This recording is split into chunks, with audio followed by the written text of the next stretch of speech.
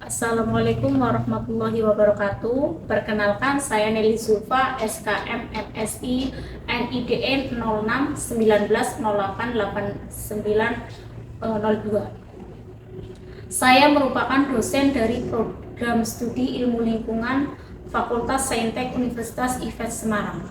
Guna penyusunan dokumen pernyataan diri dosen dalam unjuk tridharma perguruan tinggi atau disingkat dengan PDDUKT TPT, saya akan unjuk kerja pada mata kuliah pengantar ilmu lingkungan dengan bobot 2 SKS. Mata kuliah ini merupakan mata kuliah wajib pada prodi ilmu lingkungan dengan capaian pembelajaran mata kuliah atau CPMK sebanyak 6. CPMK yang pertama, mahasiswa mampu menjelaskan konsep dasar, ruang lingkup, dan prinsip-prinsip fundamental dalam ilmu lingkungan sebagai suatu pendekatan interdisipliner. Yang kedua, mahasiswa mampu menganalisis komponen abiotik dan biotik dalam suatu ekosistem. Yang ketiga, mahasiswa mampu mengidentifikasi sumber, jenis, dan dampak dari pencemaran lingkungan. Yang keempat, mahasiswa mampu menjelaskan konsep dasar kependudukan.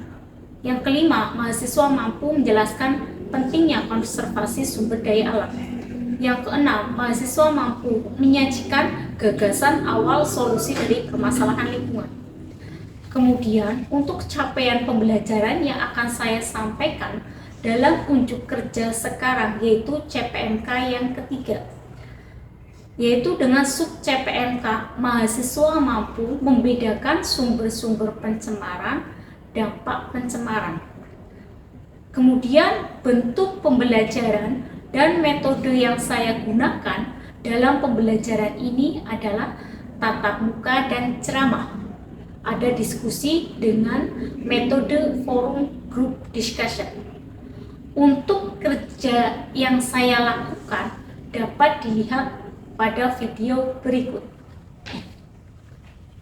Bismillahirrahmanirrahim. Assalamualaikum warahmatullahi wabarakatuh. Waalaikumsalam warahmatullahi wabarakatuh. Teman-teman masih semangat? Masih. Cuacanya panas banget. Semoga ini kan sudah ada AC-nya seperti itu. Semoga masih tetap keadaannya tetap semangat ya teman-teman ya. Sebelum kita memulai perkuliahan pada siang hari ini, marilah kita berdoa sesuai dengan kepercayaan dan agama masing-masing. Berdoa, silakan.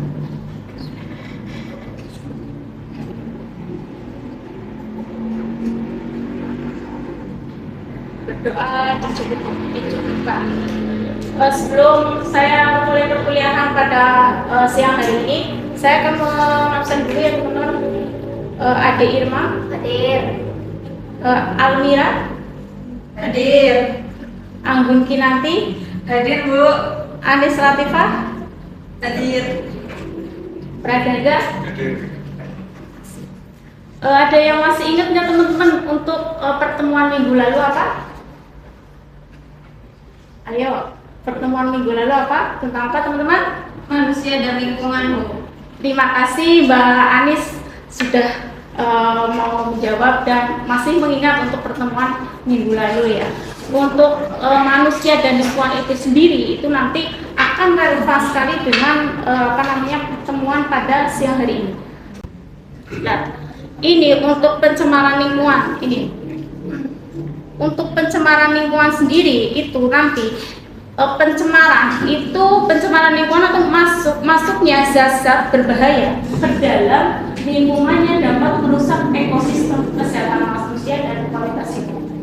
Jadi ini untuk pencemaran lingkungan itu sendiri nanti kan zat-zatnya itu akan masuk. Jadi awalnya itu baik-baik saja, ternyata nanti itu tidak baik-baik saja karena dimasukkannya atau benda asing atau semisal ini teman-teman, kalau ada yang pernah minum itu kejatuhan cicak, ada nggak?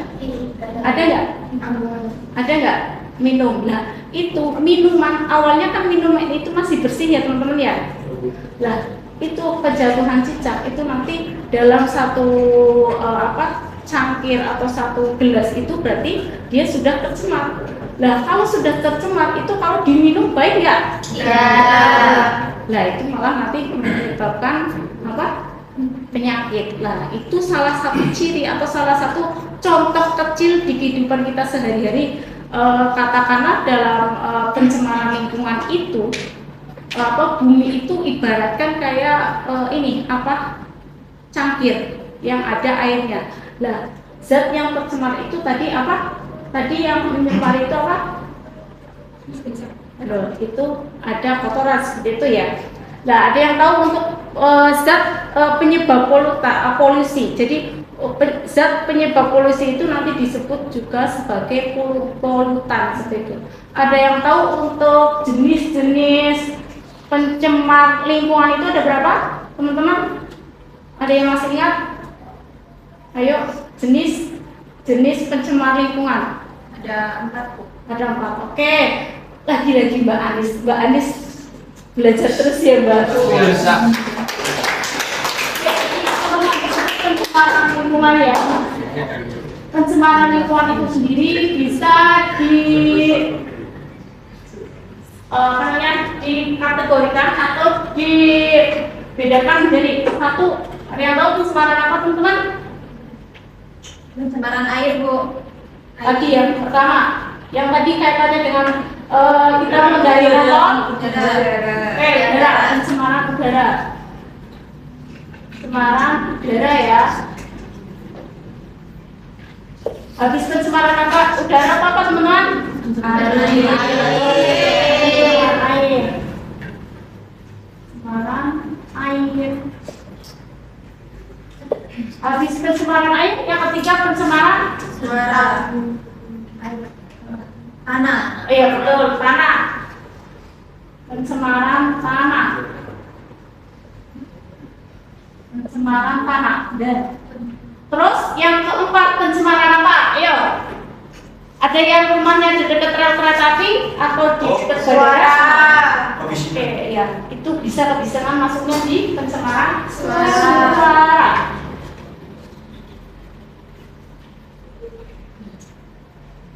Pencemaran suara. Oke, untuk pencemaran udara sendiri itu nanti bisa dibedakan atau menjadi berdasarkan sumbernya. Itu ada pencemaran apa aja? Pencemaran udara itu ada dari antropogenik. Kalau antropogenik itu berarti dari aktivitas manusia ya teman-teman. Kalau dari aktivitas manusia itu sendiri yang tadi saya contohkan di awal itu kalau teman-teman pakai kendaraan itu berarti masuknya di transportasi ya, transportasi. Makanya nanti kalau punya sepeda di rumah atau punya di kosan itu dipakai aja, nggak usah gengsi. Karena ternyata sekarang itu kalau kita jalan kaki itu kan masa sih mahasiswa jalan kaki gitu ya, nanti nggak ada yang lirik gitu. Takutnya, jadi malah itu malah bagus. Di samping jalan kaki itu menyehatkan, itu kan jadi bisa mengurangi adanya polusi udara gitu. Nah, pas waktu zaman COVID itu kan pencemaran udara itu kan bagus ya, karena orang-orang beralih ke transportasi umum dan juga pada ini berdiam diri di rumah dengan bekerjanya itu di rumah seperti itu, nggak lalu lalang kendaraan bermotor seperti itu ya teman-teman. Nah, yang kedua itu ada dari antropogenik itu sendiri nanti aktivitas. Kalau di Semarang itu aktivitas industri kira-kira banyak nggak teman-teman? Banyak. Kalau dari aktivitas industri itu yang bisa menyebabkan polusi udara itu di apanya? Asap. Oke, asap. Dengan Mbak siapa? Vivi. Oke, Mbak Vivi. Ini berarti kalau yang jawab itu nanti saya kasih poin sendiri ya teman-teman ya. Itu. Oke, dari asapnya. Jadi asapnya itu sendiri itu nanti akan menyebabkan polusi ya teman-teman. Karena polusi itu sendiri kan nanti dia dari selubung asap kan nanti ada kepulan ini loh. Asapnya itu ada yang hitam. Itu kan nanti kalau tidak buangannya itu tidak sesuai dengan standar, itu kan akan mempengaruhi udara tersebut. Nah, ini teman-teman, ada yang suka membakar sampah nggak di rumah? Ada yang suka membakar sampah? Nah, itu masuk pencemaran udara nggak? Ya. Itu salah satu pencemaran udara, juga bisa diakibatkan oleh adanya pembuangan namanya kita itu membuang sampah. Buang sampah, misal kalau membakar sampah itu tidak pada tempatnya, itu kan harusnya itu membakar sampah itu kan nggak boleh ya. Nah, itu juga jadikan polusi udara seperti itu. Nah, ada juga nih ini pembangkit listrik. Itu pembangkit listrik kira-kira bisa menyebabkan pencemaran udara enggak? Pembangkit listrik kalau sumber bakarnya itu dari batu bara dan apa teman-teman? Dan apa? Ayo. Pembangkit listrik sumber energinya dari apa? Minyak bumi ya, itu bisa juga. Nah, ini kalau tadi berdasarkan antropogenik. Nah, sekarang kalau berdasarkan alami itu berarti kan bumi secara alami, bukan tidak ada campur tangan manusia, tidak ada campur tangan dari aktivitas kegiatan manusia itu sendiri. Ada yang bisa mencontohkan untuk pencemaran udara yang diakibatkan oleh kegiatan alami. Ada yang bisa mencontohkan? Oke, ini Mas Angga. Makasih Mas Angga. Iya, gunung meletus. Salah satu gunung meletus itu sendiri kemarin itu kan yang kasusnya di Merapi ya teman-teman ya. Yaitu gunung meletus Merapi itu sampai jarak berapa kilometer itu kan debu terus abunya itu menyebabkan polusi. Lah kalau misal teman-teman di daerah itu sendiri ya, misal nih menjereng baju, dan bajunya nanti kan terkena abu, terus sama pernafasan kira-kira terganggu nggak? Harus pakai masker, ya. Nah, untuk dampak dari pencemaran udara, ada yang bisa menyebutkan untuk dampak dari pencemaran udara? Pertama, dari kesehatan. Nanti untuk kesehatan itu sendiri, nanti infeksi saluran pernafasan. Oke, selanjutnya ini untuk pencemaran udara. Untuk dampaknya, ada yang bisa mencontohkan lagi untuk pencemaran udara? Dampak dari pencemaran udara, Mbak Zul? Mbak Zul? Mbak? Boleh, itu berarti lebih ke kesehatan lagi ya teman-teman nih. Yang sekarang itu efek rumah kaca. Nah, itu juga efek rumah kaca itu juga berpengaruh. Jadi efek rumah kaca itu nanti berpengaruh karena terjadinya pencemaran udara ya. Pencemaran udara nanti dari efek rumah kaca itu nanti akan meningkatkan suhu global seperti itu. Ya, itu dari efek rumah kaca. Nah, nih, selanjutnya yang kedua itu di pencemaran air. Kalau pencemaran air, teman-teman ada yang rumahnya dari desa, siapa yang rumahnya di desa yang sumber mata airnya itu masih jernih? Nah, desanya mana Mas? Tadi pegunungan di Pekalongan Bu, Pangandaran. Oh, Pangandaran. Oke, untuk ini ya, sumber pencemaran air. Jadi untuk sumber pencemaran air sendiri itu nanti bisa diakibatkan oleh pertama itu dari limbah domestik ya teman-teman. Kalau limbah domestik itu apa? Limbah domestik. Oke, Mas Angga, terima kasih. Berarti limbah domestik itu limbah yang berasal dari rumah tangga. Jadi ada juga sampah organik, sampah anorganik sama limbah cair. Sampah organik itu biasanya didapatkan dari sisa-sisa hasil makanan. Nah ini, kalau teman-teman yang kos ini biasanya sisa makanannya itu dikemanain? Dibuang, tapi dimasukin ke dalam plastik. Dibuang masih dimasukin ke dalam plastik. Nanti tahu nggak dibuang plastiknya itu nanti kemana? Itu kita sudah stop sampai situ. Ya itu sebenarnya nanti untuk limbah organik itu bagusnya itu dijadikan kompos. Siapa tahu nih, ini kan teman-teman lingkungan, jadi pionir pergerakan di lingkungan di teman-teman kosnya. Oh iya, nanti membuat hidroponik atau nanti membuat apa namanya, tanaman di depan kosan atau yang kaitannya dengan sayur-sayur, itu nanti bisa digunakan teman-teman kecil hidroponik, apa namanya, pengkomposan dari sampah organik itu sendiri. Nah ini kalau dari sampah anorganik yang masih suka menggunakan plastik untuk belanja-belanja, terus siapa? Berarti selalu sedia Tas belanja. sudah sangat sangat kebingungan banget ya teman-teman ya. Oke, nah ini di limbah cair. Nah, limbah cair itu sendiri itu juga menyebabkan pencemaran air. Kita kan nggak ngerti nih, di kos atau di rumah itu tidak dibuang aja ke saluran karena tidak. Apalagi nanti yang mohon maaf rumahnya di dekat laut atau dekat sungai, itu kan pasti biasanya dibuang ke sungai atau itu saja. Kita kan mikir, yang penting rumah kita bersih, tapi nggak tahu nih dimanain ininya apa namanya, hasil buangan dari mandi, hasil dari buangan dari kita apa namanya, cuci sampo seperti itu, cuci rambut lah.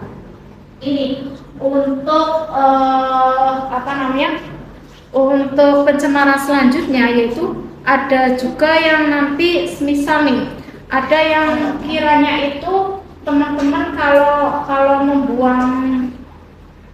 membuang sampah itu nanti langsung ke, ada yang langsung ke ini apa namanya, ada yang langsung ke sungai atau di apa namanya, di enggak begini teman-teman, ini habis makan itu biasa kan, itu kalau nanti apa namanya, kalau ini membuang sampah itu kan ada kantong kecil, itu dibiasakan di kantong atau di mana, jangan langsung dibuang. Itu sebagai wujud kecil kita berpikir terhadap lingkungan seperti itu ya. Nah, ini selanjutnya ini di pencemaran tanah ya teman-teman. Untuk pencemaran tanah sendiri ada yang di rumah, mohon maaf, bapak ibu petani ada? Nggak ada ya? Berarti kalau ada segini. Kalau petani itu sendiri, sebelum teman-teman, itu penggunaan pupuk itu baik apa enggak? Penggunaan pupuk kimia. Itu penggunaan pupuk kimia kan juga tidak baik ya.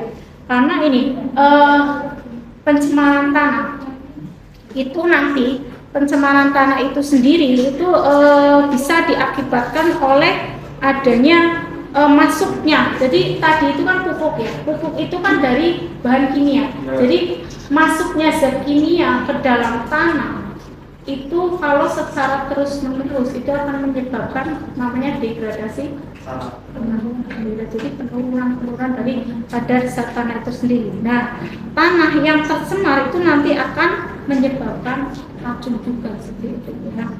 Nah, ini, oh ya.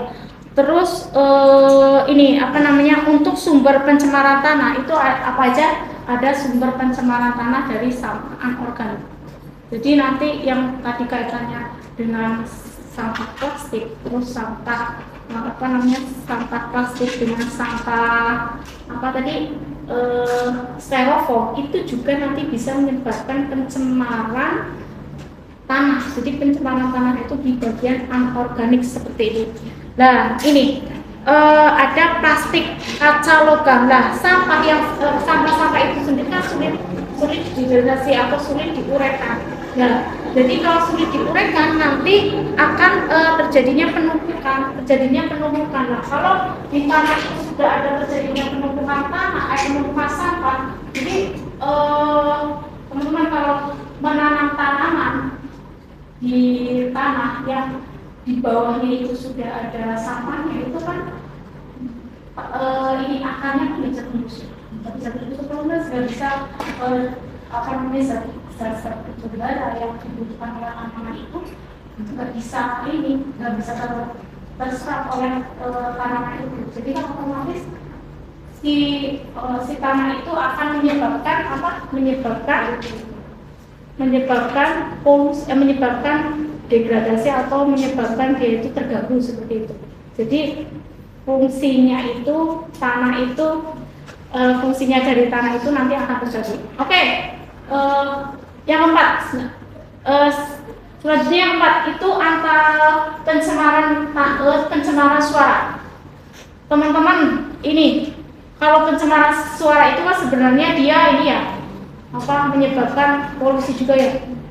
Coba kalau pencemaran suara itu biasanya di mana? Di rel kereta api, ya. Ada yang rumahnya dekat kereta api atau dekat bandara itu sangat bising sekali ya teman-teman. Oke, nah. Ini untuk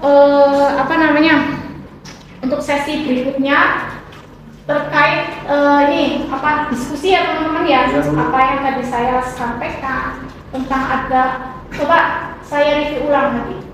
Pencemaran itu ada berapa sih? Apa aja? Udara, air, tanah, suara. Udara, air, tanah, suara. Ini saya ada studi kasus terkait, benar ya? Nih diskusi. Di sebuah perusahaan tekstil besar beroperasi di dekat pemukiman padat penduduk dan membuang limbah cairnya langsung ke sungai yang menjadi sumber air bagi warga. Nah, akibatnya banyak warga mengalami penyakit kulit dan hasil panen ikan itu menurun drastis. Namun perusahaan tersebut itu merupakan pekerjaan utama bagi sebagian besar warga di sana seperti itu. Nah, monggo ini teman-teman bisa membuat kelompok, coba berhitung dari Mbak Ade Irma. 1. Menjadi ini ada berapa orang? 20 ya? 20 berarti menjadi 5 kelompok. Berhitung 1 sampai 5 dari Mbak Ade dulu. 1, 2, 4, 5, 1, 2, 3, 4, 5. Ini nanti Sudah. Stop. ini nanti teman-teman pengelompok sesuai dengan yang bilang 1 monggo kelompok mana 1, 2 dengan 2 sesuai nomornya. Mengelompok 2. mengelompok ya teman-teman. Ini pertanyaannya ada. Ayo mengelompok dulu teman-teman ya. Pertanyaannya apa nih? Identifikasi semua jenis pencemaran. Tadi mungkin saya mau Oke, berobol. Ayo berobol.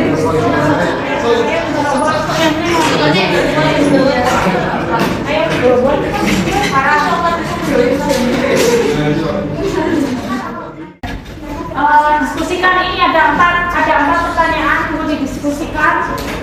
Identifikasi jenis pencemaran. Nah, ini bisa nanti pemerintah daerahnya bagaimana, warganya seperti apa, nanti ada bisa untuk solusi win-win solusinya yang ditawarkan kepada perusahaannya itu seperti apa ya, nanti teman-teman bisa didiskusikan. Ini untuk pertanyaannya saya studi kasusnya ya.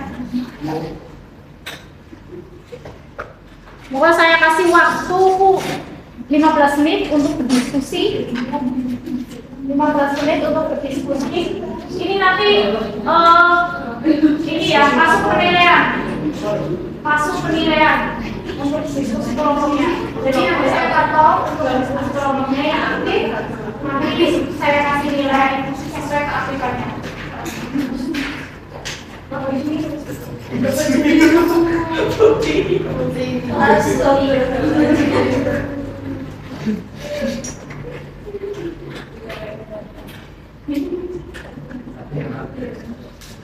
15 menit sudah cukup. Siapa yang mau maju? Monggo yang mau maju siapa? Nih, nanti kalau maju pertama itu nanti dapat minimal itu. Amin. Kelompok saya loh. Ya, Saya tuh. maju nih. Maju. Ya kan? Maju. Ayo Semua dong. maju semua. Maju semua nih ya.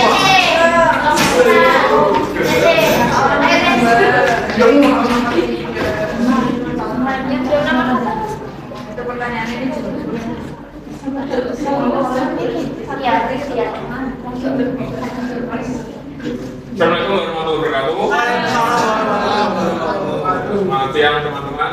Terima kasih Bu Dewi sudah memberikan kami waktu untuk mempresentasikan ide diskusi kami yang akan disampaikan oleh Mbak Diana. Jadi pertanyaannya adalah identifikasi semua jenis pencemaran yang mungkin terjadi dari kasus di atas, siapa saja pihak yang dirugikan dan diuntungkan. Pihak yang diuntungkan yaitu perusahaan dan pemiliknya karena mendapatkan keuntungan maksimal dengan menekan biaya operasional, yaitu tidak membangun dan mengoperasikan instalasi pengolahan air, limbah atau IPA karena mahal biayanya. Lalu ada pekerja dari perusahaan, yaitu mendapatkan lapangan pekerjaan dan penghasilan untuk menafkahi keluarga. Ini adalah keuntungan vital yang menciptakan dilema. Lalu ada pemerintah atau jangka pendeknya, yaitu menerima pendapatan dari pihak perusahaan yang melihat angka penurunan lokal menurun. Lalu pihak yang dirugikan yaitu warga sekitar yang tidak bekerja tentunya, yaitu menderita kerugian paling langsung karena kesehatan terganggu, yaitu dari penyakit kulit, potensi penyakit lain dan potensi penyakit lainnya. Lalu dari nelayan dan petani ikan ada kehilangan sumber mata pencahariannya, utama karena ekosistem sungai yang hancur dan ikan-ikan pada mati.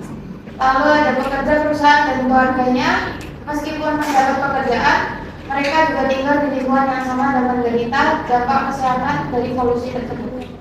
Lalu ada ekosistem sungai, yaitu seluruh biota, flora, dan fauna sendiri di sungai mengalami kerusakan parah atau rusak.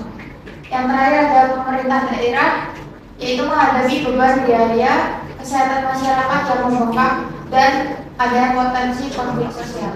Sekian dari hasil diskusi kami. Kurang lebihnya mohon maaf. Wassalamualaikum warahmatullahi wabarakatuh. Silakan untuk Mbak Diana dan tim. Terima kasih. Ini apa namanya tadi setelah kita berdiskusi dengan untuk studi kasusnya itu kan sangat ngeri sekali ya teman-teman untuk dampak dari pencemaran lingkungan seperti itu. Jadi bisa saya simpulkan di sini nanti untuk pencemaran lingkungan itu nanti bisa berdampak sangat merusak. Jadi sangat merusak adanya kesehatan manusia. Jadi kesehatan manusia, entah itu perekonomian dan yang tidak kalah pentingnya di pencemaran lingkungan itu kita tidak bisa bergerak sendiri. Kita butuh partner, butuh pemerintah daerah. Kalau kita sendiri yang menanggulangi adanya pencemaran itu tidak bisa. Ini untuk ada yang ditanyakan dari pertemuan pencemaran lingkungan pada siang hari ini. Terima kasih teman-teman. Kalau sudah cukup, untuk topik berikutnya, untuk topik selanjutnya itu tentang etika lingkungan ya teman-teman. Jadi nanti dipelajari tentang etika lingkungan. Itu ada bukunya di Semikera seperti itu. Ya. Kalau tidak ada yang ditanyakan untuk perkuliahan pada siang hari ini di bab pencemaran lingkungan di topik kelima ya, berarti saya cukupkan. Terima kasih teman-teman atas perhatiannya dan semangatnya walaupun ini ya sudah panas-panas terus mungkin lapar seperti itu, tapi tetap semangat. Terima kasih. Wabillahi taufiq wal hidayah. Wassalamualaikum warahmatullahi wabarakatuh. Waalaikumsalam.